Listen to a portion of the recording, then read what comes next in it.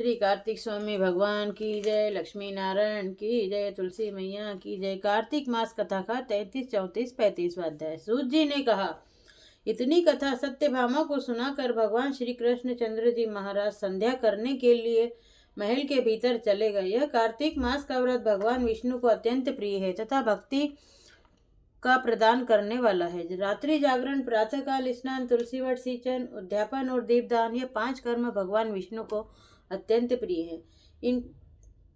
इसलिए इनका पालन अवश्य करना चाहिए। ऋषियों ने कहा, भगवान विष्णु का प्रिय अधिक फल देने वाला शरीर की रोम रोम को प्रसन्न रखने वाला इतिहास पूर्वक जो कार्तिक महात्मा है, आपने कहा है, मोक्ष की चाहना करने वालों का या भोग के इच्छुक मनुष्यों को यह व्रत अवश्य करना चाहिए। किंतु हम एक बात आपसे पूछना चाहते हैं, वह यह कि यदि कार्तिक मास का व्रत करने वाला किसी संकट में फंस जाए या जंगल में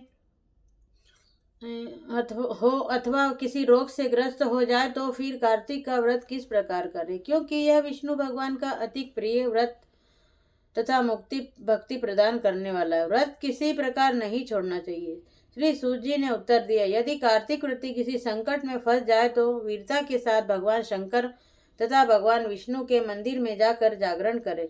यदि भगवान शंकर का मंदिर या भगवान विष्णु का मंदिर पास न हो तो किसी भी मंदिर में जाकर रात्रि जागरण करे।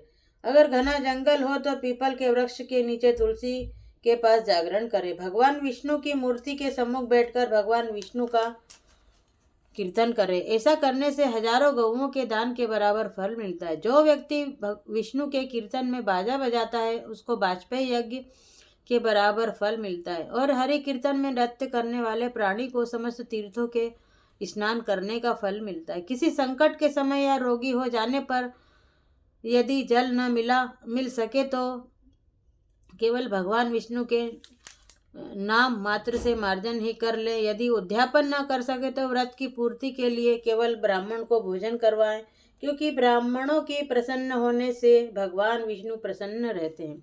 यदि आप दान न कर सके तो यदि दीप दान न कर सके तो दूसरे के दीप की वायु से रक्षा करें। और यदि तुलसी का पौधा पास न हो तो वैष्णव ब्राह्मण की ही पूजा कर ले, क्योंकि भगवान विष्णु सदा अपने भक्तों के निकट ही रहते हैं। इन सब के न होने पर प्रति ब्राह्मण गौ, पीपल और वट वृक्ष की श्रद्धा से सेवा करे। शौनक आदि ऋषियों ने ब्रह्मा अपने गौ तथा ब्राह्मणों को सदस्य पीपल और वट वृक्षों को क्यों बताया है और सभी वृक्षों में पीपल का वृक्ष और वट वृक्ष श्रेष्ठ क्यों कहे हैं? सूत जी ने कहा, पीपल का वृक्ष साक्षात विष्णु भगवान है, वट वृक्ष साक्षात शंकर है और पलाश का वृक्ष साक्षात ब्रह्मा है। इन वृक्षों की पूजा, सेवा तथा दर्शन से सब पापों का नाश होता है। ऋषियों ने कहा, प्रभु, हम लोगों को इसमें शंका है कि ब्रह्मा, विष्णु और शंकर वृक्ष रूप क्यों हुए? आप कृपा करके हमें बताइए। श्री सूत जी ने कहा, प्राचीन काल में भगवान शंकर और पार्वती विहार कर रहे थे कि उस समय उनके विहार में विघ्न डालने के विचार से ब्राह्मण का रूप धारण करके अग्निदेव वहां गए। विहार के आनंद का नाश हो जाने के कारण क्रोध में भर कर श्री पार्वती जी ने समस्त देवताओं को शाप दे डाला। पार्वती ने कहा, हे देवताओं, विषय सुख तो कीट पतंगे भी जानते हैं, उसमें आप लोगों ने देवता होकर विघ्न डाला है, इसलिए आप सब लोग वृक्ष हो जाओ। सूत जी ने कहा, इस प्रकार क्रोधित पार्वती जी के शाप से सब देवताओं वृक्ष हो गए। इसी कारण भगवान विष्णु तथा शंकर भगवान दोनों पीपल और वट वृक्ष हो गए। इसी कारण भगवान विष्णु का शनिदेव के साथ भोग होने के कारण केवल शनिवार को ही पीपल को स्पर्श करना चाहिए और किसी दिन नहीं। ऋषि गणों ने सूत जी से कहा, हे सूत जी, पीपल का वृक्ष शनिवार को छोड़कर सप्ताह के बाकी दिनों में क्यों नहीं पूजा जाता? सूत जी ने कहा, समुद्र का मंथन करने से जो रत्न देवताओं को मिले थे उनमें से देवताओं ने लक्ष्मी और कौस्तुभ मणि भगवान विष्णु को दे दी थी। विष्णु भगवान जब लक्ष्मी से विवाह करने के लिए तैयार हुए तो लक्ष्मी ने कहा, प्रभु, जब तक मेरी बड़ी बहन का विवाह नहीं हो जाता आप मुझ छोटी बहन से विवाह कैसे कर सकते हैं? इसलिए आप पहले मेरी बड़ी बहन का विवाह कीजिए, बाद में फिर मुझसे विवाह कीजिए, क्योंकि यह प्राचीन नियम है। सूत जी बोले। लक्ष्मी के ऐसे वचन सुनकर भगवान विष्णु ने लक्ष्मी की बड़ी बहन का विवाह उद्दालक ऋषि के साथ कर दिया। और लक्ष्मी बड़ी कुरूप थी, बड़ा मुख, चमकते हुए दांत, वृद्धा के समान शरीर, बड़े बड़े लाल लाल नेत्र और रूखे बाल। महर्षि उद्दालक भगवान विष्णु के आग्रह पर उनसे विवाह कर उनको वेद मंत्रों की ध्वनि से गुंजाते हुए अपने आश्रम में ले आए। वेद ध्वनि से गुंजित हवन से, पवित्र धुएं से, सुगंधित मनोहर खुशबू से ऋषि के आश्रम को देखकर वह दुखी हुई, क्योंकि उसने महर्षि उद्दालक से कहा, इस आश्रम में वेद ध्वनि हो रही है, अतः यह स्थल मेरे रहने योग्य नहीं है, अतः तुम मुझे किसी दूसरी जगह ले चलो। उसकी बात सुनकर महर्षि उद्दालक ने कहा, तुम यहाँ पर क्यों नहीं रह सकती, और तुम्हारे रहने के योग्य दूसरी जगह कौन सी है, यह मुझे बताओ। और लक्ष्मी ने कहा, जहाँ पर वेद ध्वनि होती है, अतिथियों का सत्कार होता है, यज्ञ आदि होते हैं, उस स्थान पर मैं नहीं रह सकती। जहाँ पति पत्नी का आपस में प्यार हो, पितरों के निमित्त यज्ञ हो, देवताओं का पूजन हो, वहाँ मैं नहीं रह सकती। जहाँ दिन रात पति पत्नी लड़ते हों, जहाँ अतिथियों का सम्मान नहीं होता हो, जहाँ पूज्य वृद्धों की पुरुषों मित्रों का आदर नहीं होता, जहाँ अति कठोर वाणी बोली जाती है, तथा जहाँ दुराचारी, चोर, परिश्रीगामी प्राणी रहते हैं, जहाँ पर गैयों का वध, मद्यपान, ब्रह्महत्या आदि पाप होते हैं,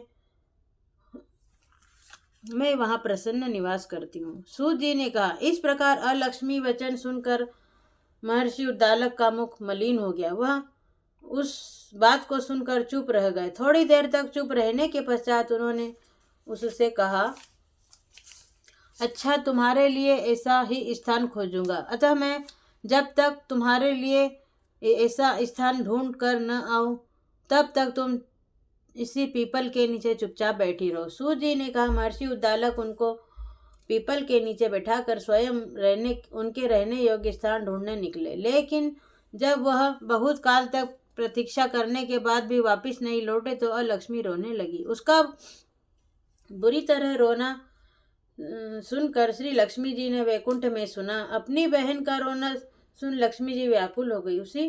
उन्होंने दुखी होकर भगवान विष्णु से कहा, प्रभु, मेरी बड़ी बहन अलक्ष्मी पति के त्याग देने से अत्यंत दुखी हो गई। हे नाथ, यदि मैं आपकी प्रिय पत्नी हूँ तो आप उसे आश्वासन देने के लिए उसके पास जाइए। लक्ष्मी जी की प्रार्थना सुनकर कृपा सिंधु भगवान लक्ष्मी जी के साथ लेकर उस पीपल के पास गए, जिसके नीचे अलक्ष्मी बैठी रो रही थी। उसको आश्वासन देते हुए भगवान विष्णु ने कहा, हे अलक्ष्मी, इसी पीपल की जड़ में तुम सदैव के लिए निवास करो, क्योंकि मेरे ही अंश से इसकी उत्पत्ति हुई है और इसमें मेरा निवास रहता है। प्रतिवर्ष गृहस्थी लोग तुम्हारा पूजन करेंगे और उन्हीं के घर में तुम्हारी छोटी बहन लक्ष्मी निवास करेगी।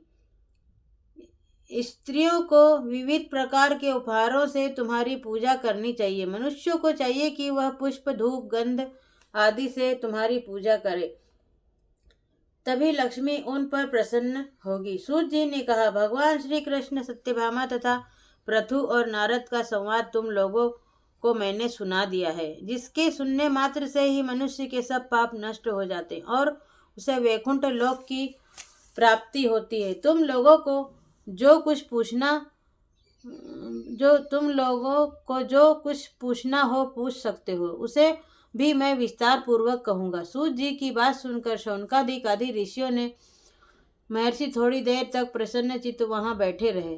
पश्चात श्री बद्री नारायण जी के दर्शन करने के लिए चले गए। जो प्राणी इस कथा को सुनता है और दूसरों को सुनाता है, वह इस संसार में संपूर्ण सुख प्राप्त करता है।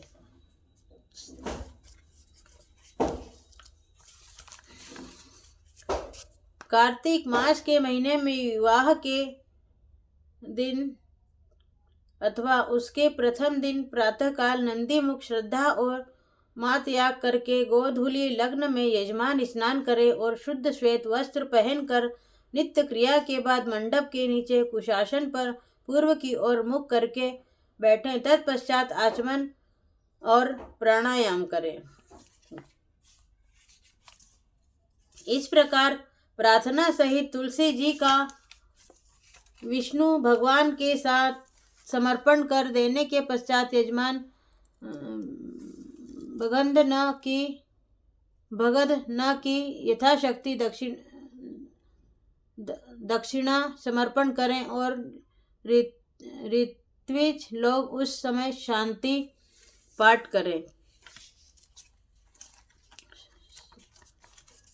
श्री कार्तिक स्वामी भगवान की जय, लक्ष्मी नारायण की जय, तुलसी मैया की जय।